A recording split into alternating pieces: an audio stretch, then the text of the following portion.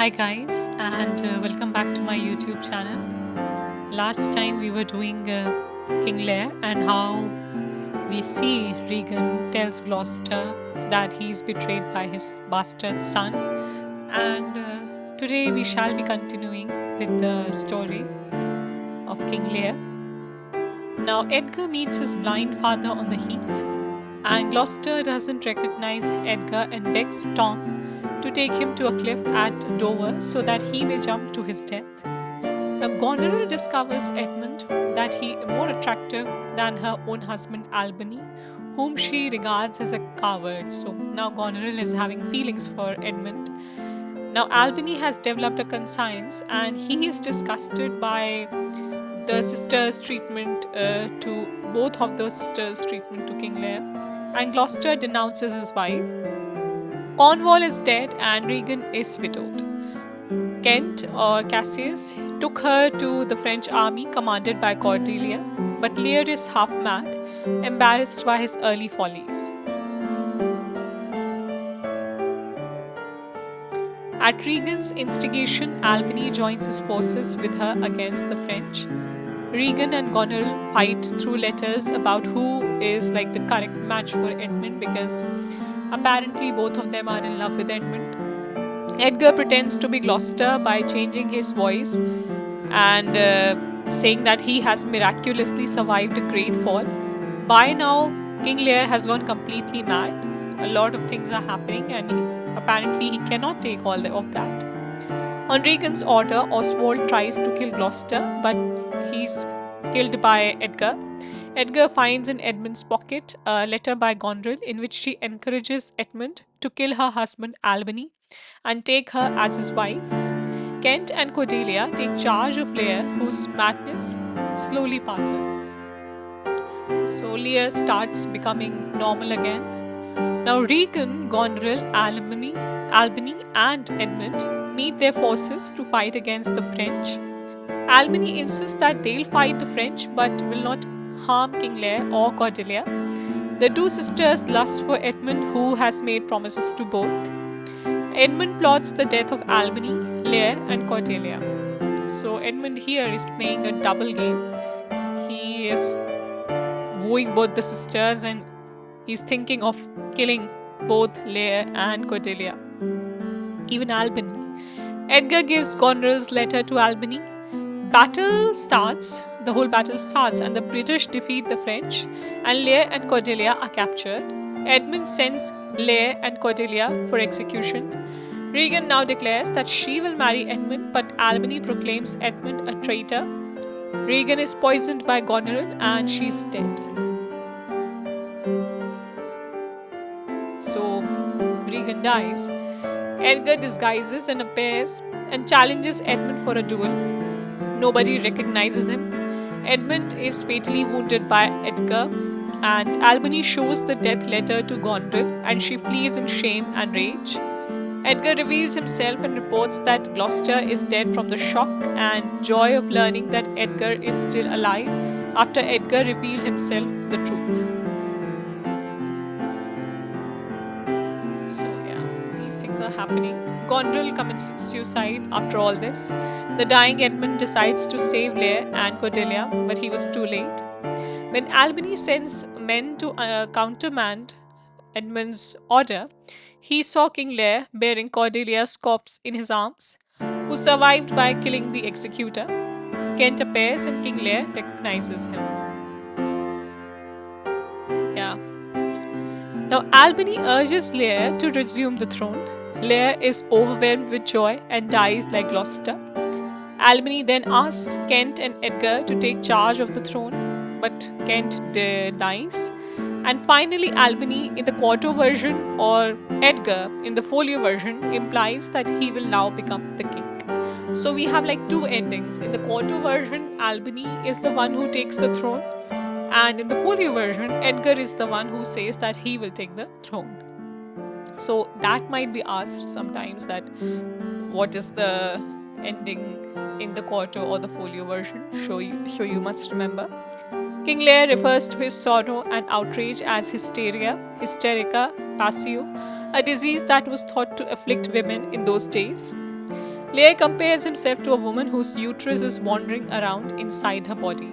So it refers to mostly the mood swings that happens during period cramps and stuff like that. Important quotes from King Lear. When we are born, we cry that we are come to this great stage of fools. As flies to wanton boys are we to the gods. They kill us for their sport. Speak what we feel, not what we ought to say. Oh, let me kiss that hand.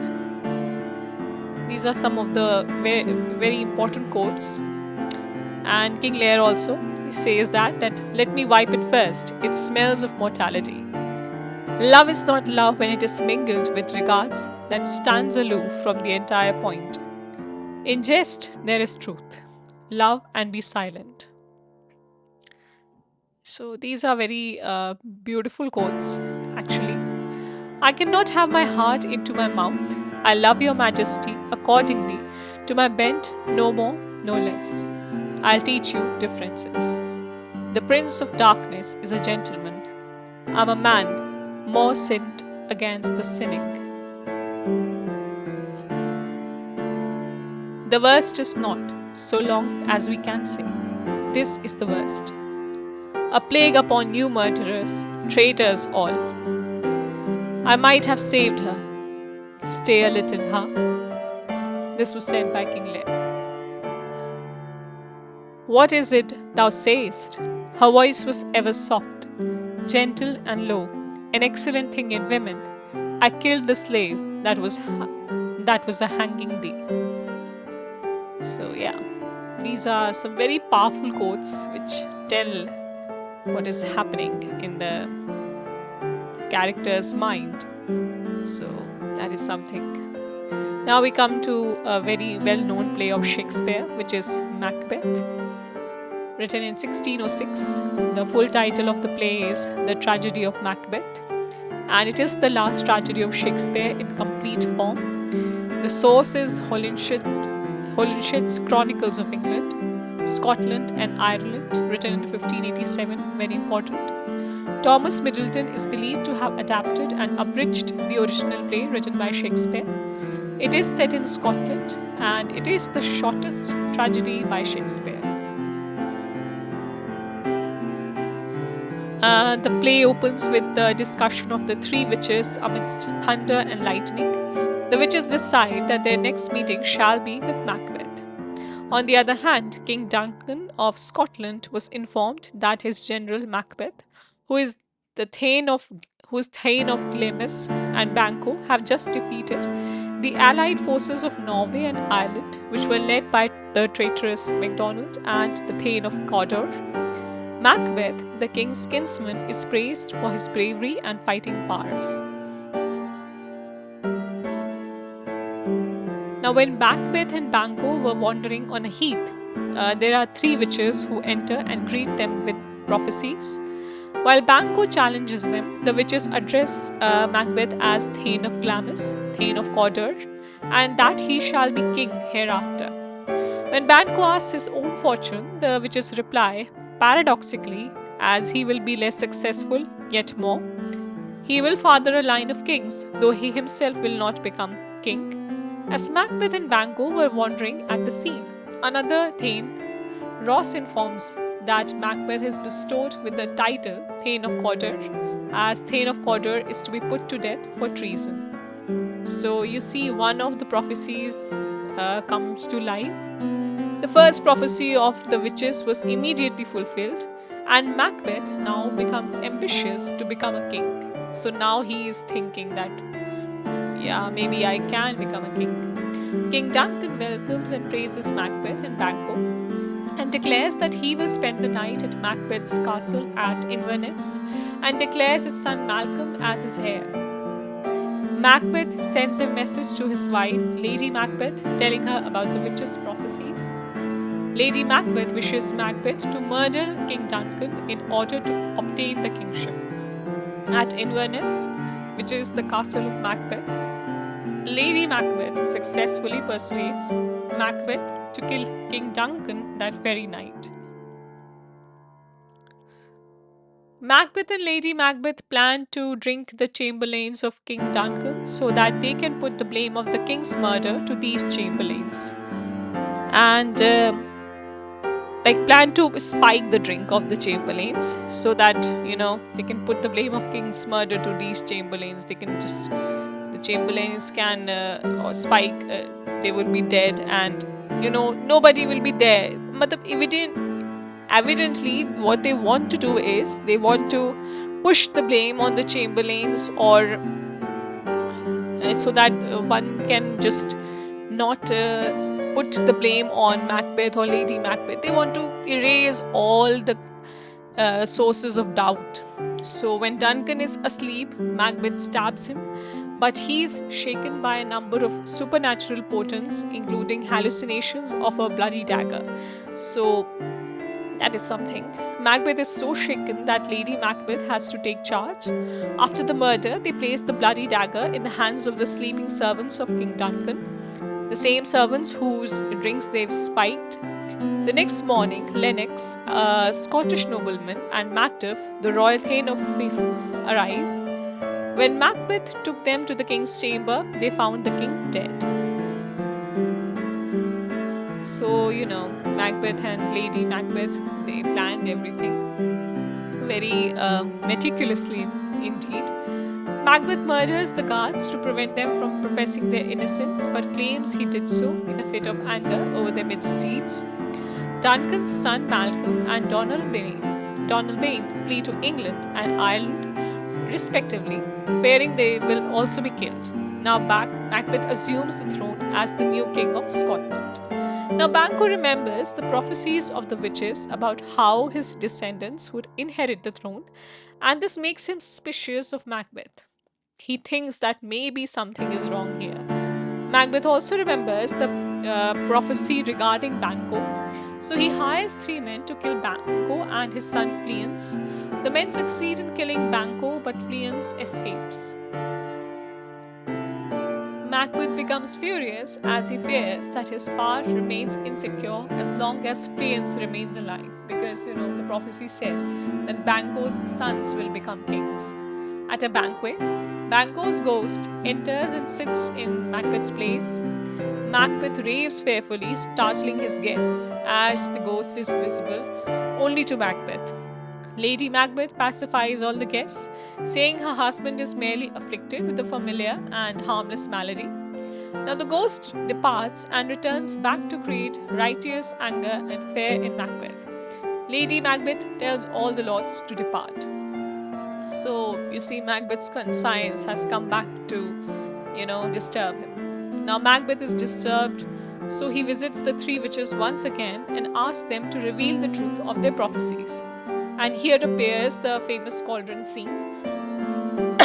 The witches summon horrible apparitions, each of which offer predictions and further prophecies to allay Macbeth's fear. And the witches give 3 prophecies once again. First, they conjure an armored head which tells Macbeth to beware of Macduff. Second, a bloody child tells him that no one born of a woman shall be able to harm him. Third, a crowned child holding a tree states that Macbeth will be safe until the great Burnham Wood comes to Dunsinane Hill. Macbeth feels relieved and secure because he knows that all men are born of women and forests cannot move. But you see, nature has its own way of fulfilling prophecies. Now, Macbeth also asks whether Banquo's son will ever reign in Scotland. The witches make him realize that all Banquo's sons will acquire kingship in numerous countries. After all this, the witches perform a dance and then they leave. Lennox enters and informs that Macduff has fled to England. Macbeth orders to slaughter Macduff, his wife, and children. So, yeah, although Macduff is no longer in his castle, everyone in his castle was put to death, including his wife, Lady Macduff, and the young son. Meanwhile, Lady Macbeth becomes wrecked with guilt from the crimes she and her husband have committed.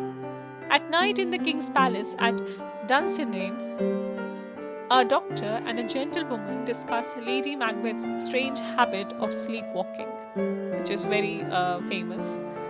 Lady Macbeth's sleepwalking. Lady Macbeth enters with a candle in her hand, bemoaning the murders of King Duncan, Lady Macduff, and Banquo. Her belief that nothing can wash away the blood on her hands is an ironical, reversal of her earlier claim to Macbeth that a little water clears us of this deed. Now she is wrecked, completely wrecked. In England, Macduff is informed by Ross that his entire family is slaughtered. Macduff is stricken with grief and vows revenge. Prince Malcolm, Duncan's son, has succeeded in raising an army in England, and Macduff joins him as he rides to Scotland to challenge Macbeth's forces. They are also supported by Scottish nobles who are frightened by the murderous behavior of Macbeth.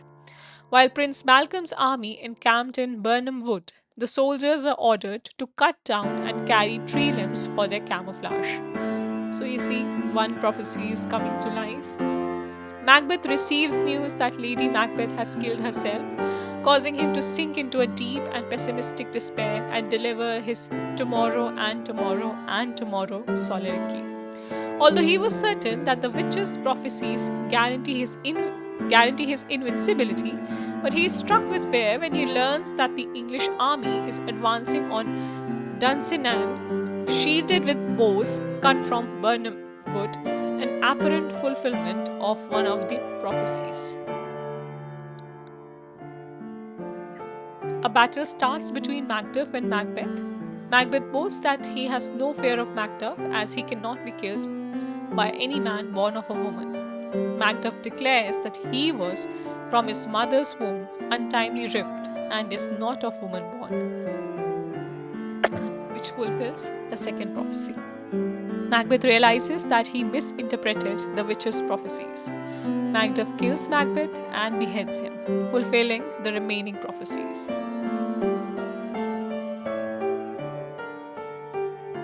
Macbeth is killed and his head is carried by Macduff on stage, and Malcolm discusses how order has been restored. Malcolm has now become the King of Scotland. Although Malcolm and not Fleance is placed on the throne, the witch's prophecies concerning Banquo's son was known to the audience, and that James VI of Scotland, also James I of England, was supposedly a descendant of Banquo. So, in a way, the prophecy was fulfilled. And now we come to the important quotes of Macbeth. By pricking of my thumbs, something wicked this way comes. Very important and very, if you remember Double, Double, Toil and Trouble, that song from Harry Potter, yeah, it's taken from here. So fair and foul a day I have not seen. The love that follows us is sometimes our trouble, which still we thank as love. If it were done when 'tis done, then 'twere well, it were done quickly. Tomorrow and tomorrow and tomorrow creeps in this petty pace from day to day, to the last syllable of recorded time. Life is but a walking shadow, a poor player that struts and frets his hour upon the stage, and then is heard no more. It is a tale told by an idiot, full of sound and fury, signifying nothing. And the novel Sound and Fury by William Faulkner is taken from this paragraph, the name actually. Double, double, toil and trouble, fire, burn and cauldron bubble. You know, the same song used in Harry Potter and the Prisoner of Azkaban. What is done, come what come may. Time and the hour runs through the roughest day. Very beautiful quotes if you think about it, and some of them are still used to this day in popular slangs and quotations. There's a dagger in men's smile, the near in blood, the nearer bloody, said by Donald Bian or Donald Bian. Fair is foul and foul is fair, hover through the fog and fill the air. So yeah, these were the quotes and this was the play. Very important play very well known play and very significant play if you think about it. And with this, I end this lecture. If you liked my video, please give it a like, share, subscribe to my channel, and I will meet you all in the next video. Thank you.